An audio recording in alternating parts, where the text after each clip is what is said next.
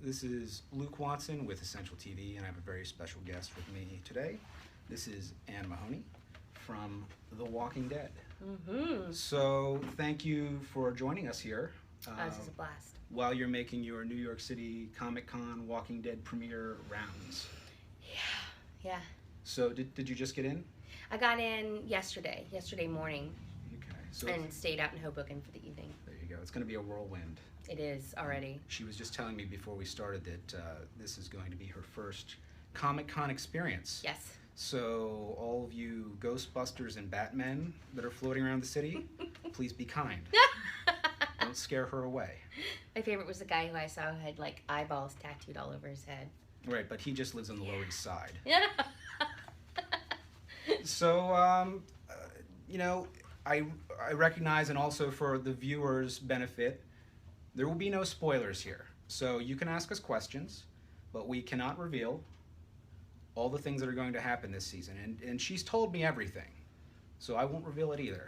But if you send questions, we are noting them and we will try to work them in. So please feel free to, and please feel free to rebroadcast to all your other Walking Dead heads and send us some lovin' with those hearts. Aww. All right. So, firstly, how are things in Alexandria? Cool. It feels like a second home to me. I understand that Alexandria is a lot like Georgia. Yes, it is a lot like Georgia. Yeah, it's beautiful and temperate when it's the summer's hot, but the rest of the year is really lovely. But you don't have to walk around in the muck like everyone else has. No, and the cast will not let you forget it. Of course. They're very sweet about it, but they're like, oh, please, you know. Right. You have no right to complain. No. And I wouldn't anyway. I'm from New Orleans, so I'm used to the heat. Right. Maybe a little less muck. Yes, less muck. So, before you joined the show, were you a fan? I wasn't. I had a couple months before I got cast, I kind of started getting interested in it, and I picked up the comic books. So I was not like what would you call like a huge fan. I have 2 little kids. Right. So certainly you're well aware of it, even if you haven't watched. Yeah, even if I hadn't watched it. But once I got cast, I was like, okay. Time to do the homework. Time to do the homework. And so, did you binge right through? Not through everything, because I don't know that that's would have been necessarily helpful to my character, because my character, has been living behind the walls of Alexandria. So that's my experience. I don't have the same survivor experience that Rick and Daryl and so you don't need to pick up on the habits. Right. I want to be, more pure in that way. Right. And my character, not only does she live inside the walls of Alexandria, she's mostly down in the pantry. Right. And then very secluded. She's very secluded. So I think that that's part of the joy of watching her is how is it going to unfold as the world changes. Right, as worlds collide. Yeah. And the walls come crashing down. Or maybe they don't. You'll see. So joining a show like The Walking Dead, it's such a huge pop culture phenomenon. What's that experience like? Is it harder to jump into a show that has such momentum and such attention on it? I mean, I will say that the cast is so welcoming that it doesn't feel like you're, interrupting or jumping into somebody else's party. They're very, very welcoming. So it didn't feel that way. It actually felt like you better jump on the train. Right. Like jump and be ready to go because we're taking off. Which luckily, I mean, my background is in theater. My master's is in theater. And so that's what I'm used to doing. It's like jumping in and really giving my all. So, yeah.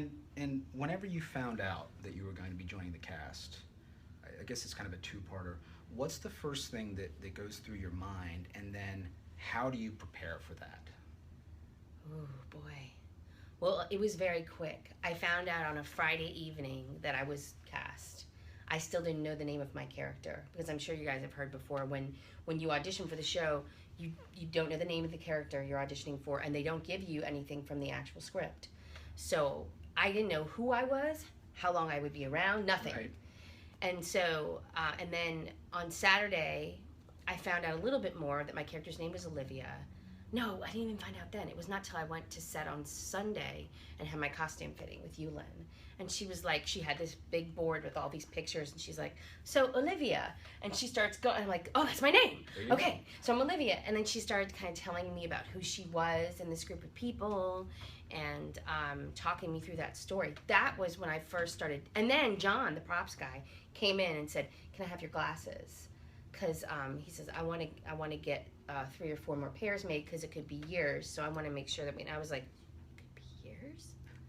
So I was like, that was the point at which I went, whoa, okay. And then when I sat down with Scott Gimple and Greg Nicotero to talk after that, I was like, oh, wow, this is a big deal. So, and then I'm an actor who does a lot of homework. Like I have notebooks. So that must be frustrating. Oh, when I have to do it fast, I was just like all day Sunday, all day Monday, and then Tuesday I think was my first shoot date. So it was from Friday to Tuesday.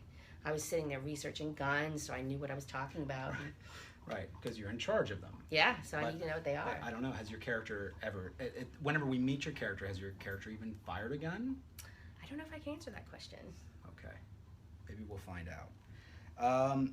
And you teach acting, right? I do. I teach college level acting, and then I also I started a theater program at my son's elementary school. It's a charter school, and it's only 3 grades right now, and they'll add a grade every year. And they don't have the money right now for a theater program, so I was like, I'll start it. So I'm teaching that little theater class too. Now, how old are those students? Kindergarten through 2nd grade. So hopefully they're not watching the show yet. They're not watching the show. No. And you don't want to traumatize them. No. But it's got to be tempting. Well, you know, one of the little girls, I was telling this story. Can't have them act out the scenes. No, certainly not. No, you maybe like maybe the prosciutto scene, you know, but no guns. No, one of the little girls said to me the other day, she said, my mom says you're on The Walking Dead. I was like, yeah. And she goes, all right, see you later. It's just like, does not care. They don't care. Right. There's no context. No, it's great. I love it. I love that. Someday they'll come back to you. Like my acting teacher in elementary school was on The Walking Dead. So I guess going back to what you mentioned earlier with the whole routine and the secrecy behind the show, are there any weird restrictions? I mean, unorthodox restrictions that come with a role like this and a show like this? Well, I mean, we just can't. I don't even tell my husband what I'm doing on the show. Does he just stop asking? He just stopped. He doesn't. Yeah, he's a musician or a record producer, so he's not in this business anyway. But I just don't tell anybody at all what I'm doing on the practice. show. Yeah, So it just doesn't make sense. Find out. Yeah, and it's not like AMC has said that specifically to us. Like, you can't tell your husband. You know, that's nothing like that. But I just am like, you know what? I just rather would not say anything, and then I won't be in trouble. Right. And if somebody lets a spoiler go, do they kill the character? Well, that's a good question. Is that the unwritten rule? I don't know that. I I'd don't like know to, the answer to I'd that. like to know if that's ever happened. Some of those sudden deaths, I wonder if it was prompted. Huh. I don't know. I've not heard that story. Loose lips sink ships. Mm-hmm. So, whenever you said that the cast was very welcoming, you don't have to roll through the muck with them. But I've heard that on the set, the people that are in the walker makeup kind of self-segregate. Do they? I don't know. I'm asking you. I haven't noticed that. I mean, I've just noticed that it's been like overall just we're all working really hard, and we shoot on film instead of digital. And so there's a great deal of having to be on top of your game. We're trying to get stuff in 2 or 3 takes instead of, 15 to 20. So I haven't noticed that. I've just noticed that everybody is really on point. And if you're not on point, you're not going to stay on set for all that long, All right. Well, whenever the cast came together, you have these characters that we've been watching for, at that point, 4 whole seasons. Yeah. Maybe most of 5. And now you have all these fresh faces, these fresh perspectives. And there's a certain ignorance with the characters, the new characters, as to what's really going on outside the walls. Right. And I think that your character was used to great effect to illustrate the divide between these 2 different types of experiences. So I guess as the show goes into season 6, how important do you think it is that this new influx of characters, this new influx of perspectives comes in from a story perspective? I think it's crucial. I mean, I think it's crucial that we get to start over in a way, you know, and the apocalypse has advanced to quite a place by the time we get to Alexandria. So it's kind of a miracle that they haven't dealt with anything like the survivors have yet. So I think it's a beautiful reminder for you in the audience of, oh wow, this is, you know, it's not just blood and guts and zombies. There's a journey here. And like the big thing I love that they touched on in season 5 was once the survivors were put in a safe environment, the amount of post-traumatic stress disorder that they were dealing with. And that's a whole other element that I think we can relate to. And People in New York who went through 9/11, we can all relate to that. And I don't think that as viewers we ever had the chance to really, there was never a circumstance that we could see it. Yes, because they were too busy trying to survive. But it gave you a moment to go, oh wow, how? And you think about, if this ever does end, how will these people function? Speaking of which, has being on a show like this, a post-apocalyptic setting, made you think about sort of like contingency plans, like what you would do? Oh, I have contingency plans. Oh yeah? I was here for 9/11 and I was in New Orleans for Katrina. Okay. So I have contingency plans. Right. So I mean, I'm not paranoid. But everybody has to be prepared. But everybody has to be prepared. And, you know, I mean, I'm not thinking about how I'm going to kill zombies, but I certainly do think about whole house generators and, you know, reliable cars. And, you know, when hurricane season rolls around, the gas tank's always full. You know? I think maybe part of The Walking Dead, it's timely because we have experienced disasters. And now it's a way for people to sort of, I don't know, contemplate their own hypotheticals. Yeah. So. Yeah. I think, and you can't really know how you're going to react until you're put in that situation. But getting to watch people do it lets you play out kind of your own fantasy about how would I deal with this? Am I up to it? What would I change if I needed to be able to survive? Yeah. Well, I think we're getting close to the end here. I don't want to keep you too long, but I just wanted to ask a couple hypothetical questions. Okay. So we're getting into election time, and we're going to talk vote 2016 in the Walking Dead world. Okay. Who do you vote for? Do you vote for Rick, Deanna, Morgan, or Donald Trump? Oh my gosh. Who's going to make Alexandria great again? Rick. Hands down. Okay. Well, Donald Trump talks a mean game about building a wall. That joke coming at all. Brilliant. Yeah, no, I don't know. I think we don't need money and walls right now. We need someone who can take control and inspire people, and that's what Rick does.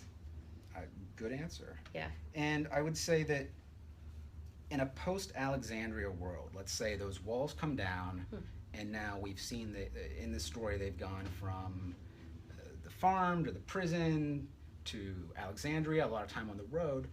Where would you go in that situation?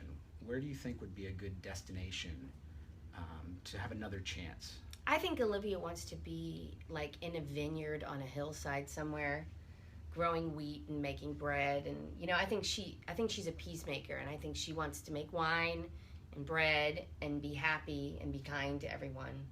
You know, I think that's who she is. Probably needs some walls though. Probably. Or a moat. I think that works too. We haven't seen any of them swim yet. I don't think That's the walkers true. can swim. I don't think they can either. Yeah. We'll test that theory with the moat. So I guess my last couple of questions here. If you could see another show, another scripted TV show crossover with The Walking Dead, Ooh. what cast would you like to see thrust into this world? Game of Thrones? Hello? I would love that. What do you think that would kill off main characters twice as fast, or do you think it's now we have twice as many? No, I think twice as many heroes. I think, you know, we took all those zombies out, all of them. All right, well, you know, I'm with that. Especially Jon Snow. If Jon Snow, well, he could crossover. Well, we talk about Jon Snow coming back. At least that's a way he could come back. See, there we go. And I guess I want to ask you one spoilery question. Uh-oh. Okay. Will Carol bake more cookies? Probably. and if yes, have you had any? I have. I've had a cookie of hers and they're delicious. She didn't bring me a chocolate chip one though. I wonder why that would be. She serves her cookies with a side of vengeance. She does. So maybe you're best skipping dessert. He's funny. He's really funny. Looks aren't everything. So thank you very much.